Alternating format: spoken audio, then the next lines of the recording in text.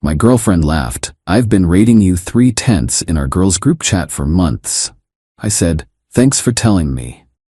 Then I posted our breakup with screenshots. Her friends were messaging me their apologies within minutes.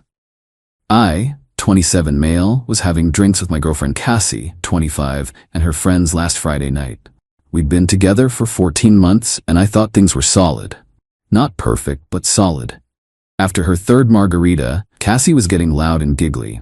Her friend Brooke made some joke about rating guys, and Cassie burst out laughing. "Oh my God, like how I've been rating Ethan a 3 out of 10 in our chat for months." The table went silent. Everyone stared at her, then at me. I took a sip of my beer. "Thanks for telling me."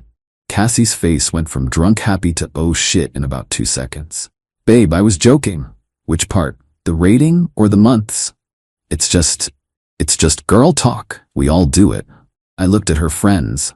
Brooke was studying her napkin like it contained the secrets of the universe. Jade was frantically texting under the table. Mira actually mouthed, "I'm sorry," at me. "Cool. Well, I'm gonna head out." "Ethan, don't be dramatic. It doesn't mean anything." I stood up, put $40 on the table for my drinks, and left. Cassie followed me outside. "You're seriously mad about this? It's just a stupid game we play." "You've been mocking me to your friends for months. That's not a game, that's just cruel." "I wasn't mocking you. The rating system is about boyfriend potential, not, boyfriend potential. We've been together over a year." She went quiet. "Cassie, what's my rating based on?" "It's stupid."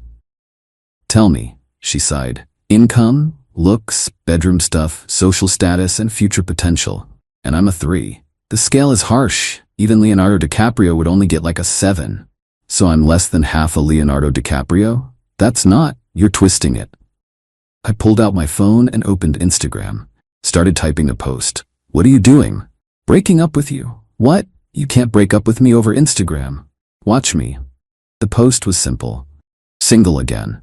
Apparently I've been a 3/10 boyfriend for months according to my now ex's group chat ratings. For anyone interested, I rate being single 10/10. I tagged her and hit post. Her phone started buzzing immediately.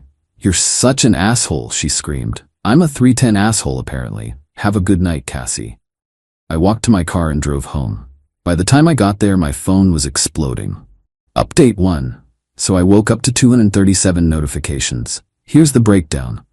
Cassie sent 43 messages ranging from "please talk to me" to "you're pathetic" to "I'm sorry" to "you ruined my life" and back to "please answer." But the interesting part? Her friends were messaging me too. "Ethan, I'm so sorry. I always told her it was messed up. You deserve better.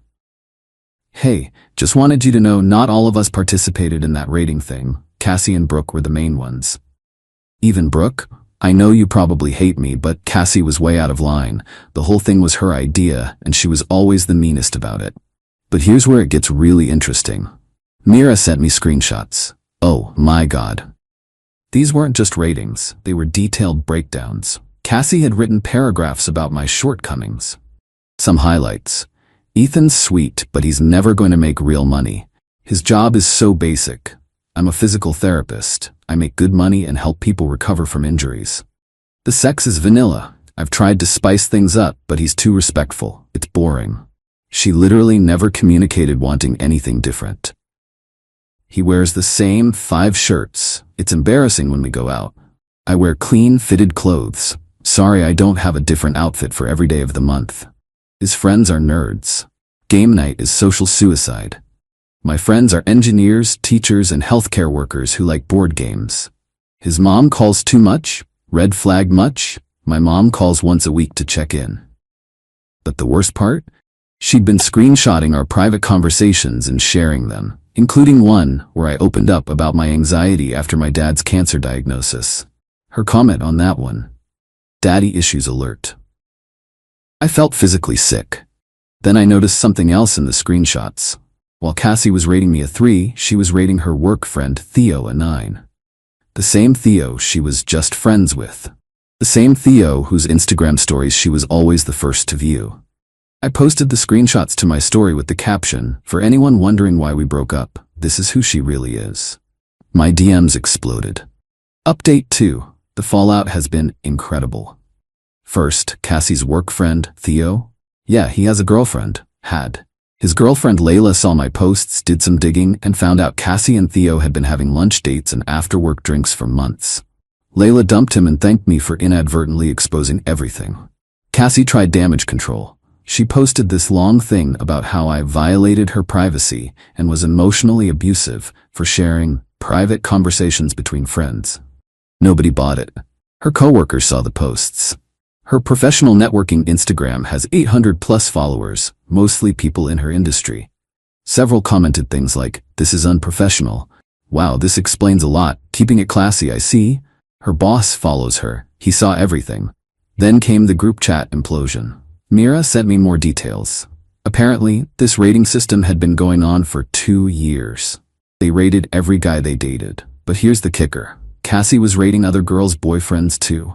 She gave Jade's boyfriend a 2 and wrote, "I don't know how she can stand looking at him." Jade found out. Their friendship exploded. She rated Brooke's ex a 9 and commented, "Brooke fumbled hard. I would have locked that down." Brooke found out. Another friendship destroyed. The entire friend group turned on each other. Everyone was screenshotting old messages, exposing ratings, revealing secrets.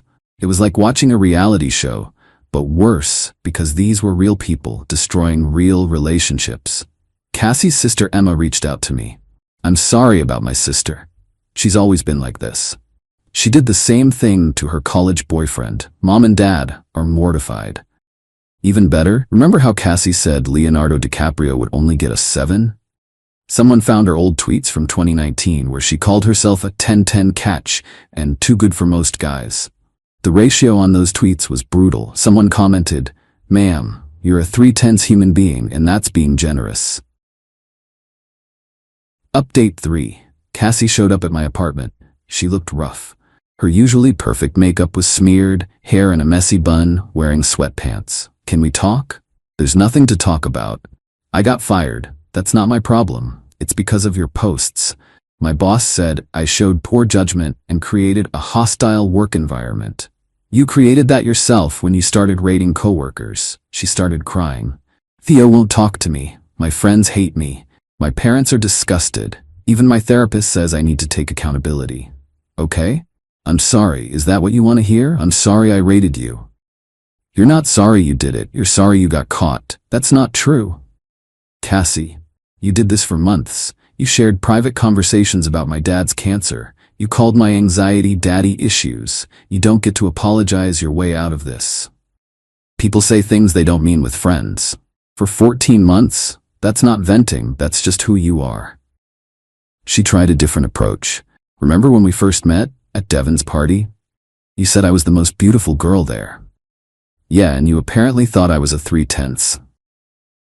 That's not, the scale doesn't measure everything. What does it measure then? Because according to your messages, I fail at income, looks, bedroom, social status, and future potential. That's literally everything. You know what? Fine. You want the truth? You are a 3.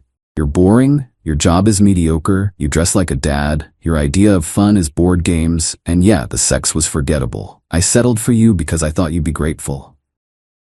There it was. The real Cassie. "Thanks for the honesty. Now get out." "I didn't mean that." "Yes, you did.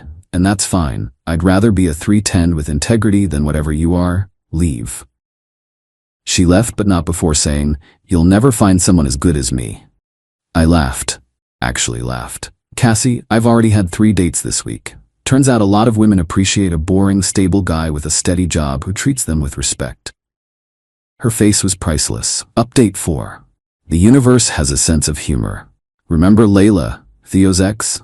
She reached out to me last week to thank me again for exposing everything. We got coffee, then dinner.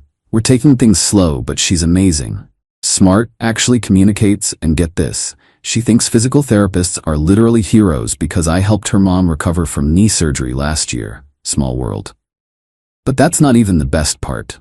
Cassie's rating system went viral on TikTok. Someone made a video about it with screenshots, and it has 2.4 million views. The comments are brutal. Imagine rating your boyfriend while being unemployed. She rated him 3/10, but he paid for everything? Make it make sense. The lack of self-awareness is astronomical. She called him vanilla, but her idea of spicy was Theo from accounting? She became a meme. People started making 310 jokes. There's a whole trend of people rating absurd things like, my goldfish is a 310, doesn't contribute to rent, but at least he's honest about it. Cassie had to delete all her social media. She moved back in with her parents. Emma, her sister, told me Cassie tried to get a job, but 3 places Googled her and said no thanks. The friend group never recovered. Brooke moved to another city. Jade is in therapy working through trust issues. Mira actually apologized again and said this whole thing made her reevaluate how she treats people. But here's the karma kicker. Cassie's mom called me. This sweet woman was almost in tears. Ethan, I'm so sorry about what Cassie did. We didn't raise her to be like this. It's not your fault, Mrs. Robinson. I saw those messages about your father. How is he? He's doing better. In remission, actually. Thank God. Please tell him we're praying for him. And Ethan, you're a wonderful young man. Don't let anyone tell you otherwise. Thank you, Mrs. Robinson. Also, and I shouldn't say this, but you were the only boyfriend of hers we actually liked. My husband said you're a 10-10 son-in-law material. That actually made me tear up a bit. Final update. This will be my last update because life has moved on and honestly, so have I. Cassie sent me one final email. I had blocked her everywhere else. It was long, probably 2,000 words. The gist, she's in therapy, realized she has issues with vulnerability, and used the rating system as a way to feel superior because she was deeply insecure. She admitted she was threatened by my stability because she felt like she didn't deserve it. She sabotaged our relationship because she was scared I'd eventually leave her for someone better. Plot twist. I actually believe this might be genuine self-reflection. I replied, I'm glad you're getting help. I genuinely hope you become a better person, but please don't contact me again. She respected that. Some final updates. Layla and I are officially together.